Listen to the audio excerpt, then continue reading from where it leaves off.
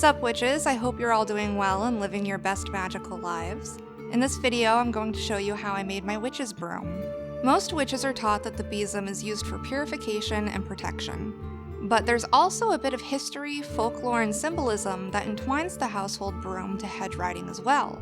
I've decided to draw on these elements to create this beautiful and beloved tool for my visionary practices. So with that being said, let's hop into the tutorial and we'll talk more about what I've done with the broom along the way. The first thing we'll discuss is the handle.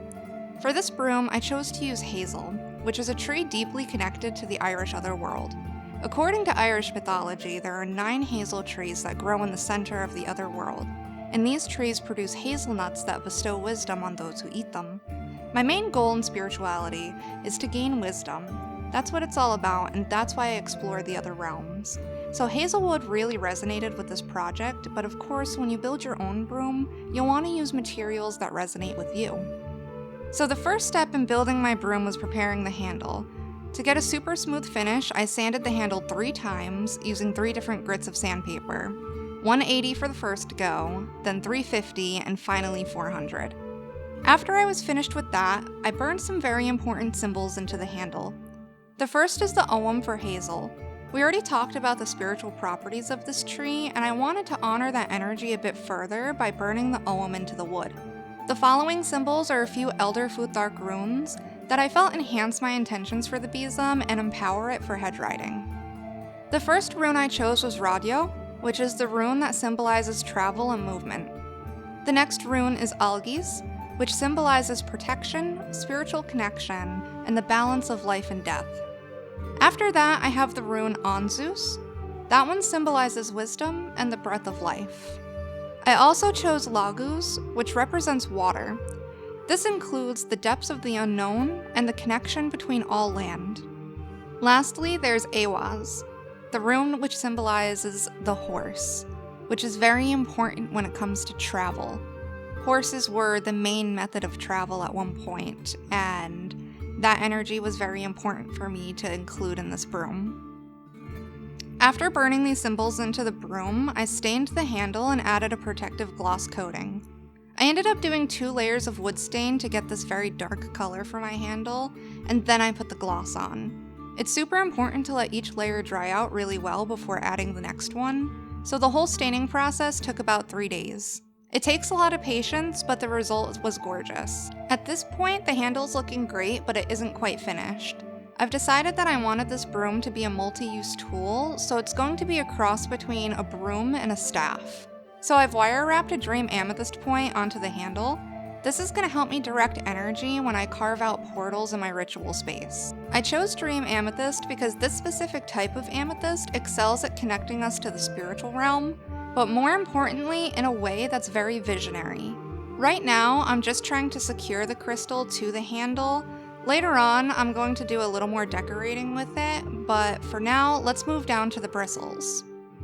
This is the broom corn that I chose for my bristles. It's purple and black because I wanted this broom to match my hair. I did this because the besom represents the spiritual double when it comes to spirit flight. If you've never heard of the double before, simply put, it's the part of us that travels out while our body is at rest.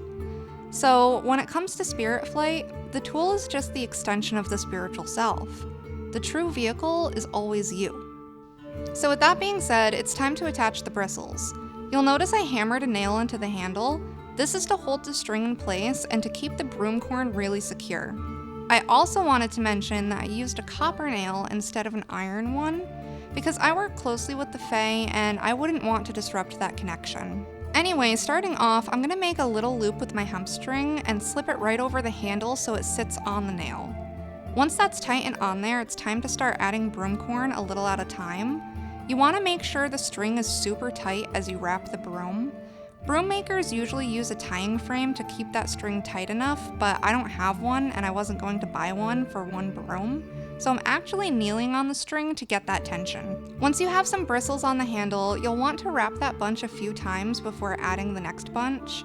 This is pretty much the process all throughout, so just keep wrapping and adding broom corn until you're happy with it.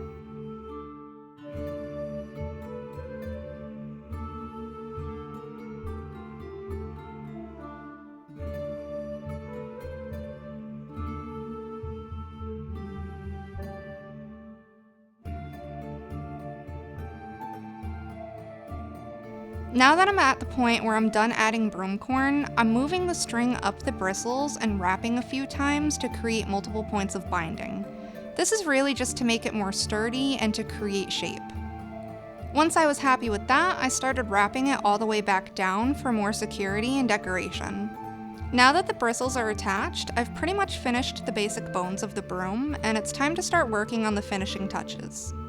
To finish up the handle, I used purple hemp twine to cover the wire holding the dream amethyst in place, and I added a little triskele.